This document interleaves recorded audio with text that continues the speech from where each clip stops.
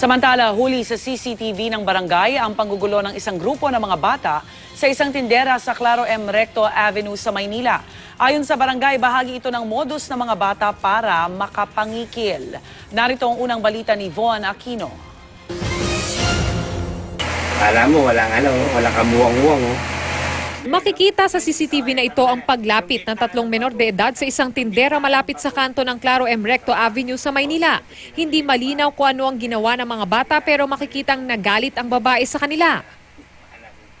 Agad sinaway ng tanod ang 3 bata at inilayo sa tindera pero maya-maya pa. Bumalik ang isa sa mga menor de edad na may hawak na bote sa kanyang kamay at takmang susugod. Mabuti at napigilan siya ng tanod na nagdala sa kanila sa barangay. Dito na sila inireklamo ng tindera na ilang beses na raw siyang ginugulo ng mga bata. Ayon sa kapitan ng barangay, ilang beses na raw nangyari ang ganitong insidente sa kanilang lugar. Tingin ng barangay captain, modus daw ng ilang grupo ng mga kabataan na manggulo para kapag pinatulan ng target, dito na raw magbabanta ang magulang na magsasampa ng kasong child abuse. May mga magulang na modisipurahan din nila yung gagawa ng gulo, tapos irereklamo pa yung complainant dahil anak nila bata raw, magpapamedical.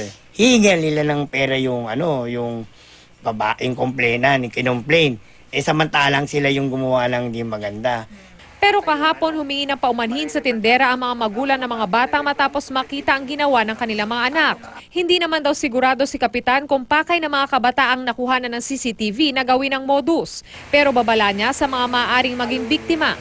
Kung sakasakaling mabibiktima kayo ng mga bullying nitong mga bata na tumaari, magsadya muna sa barangay.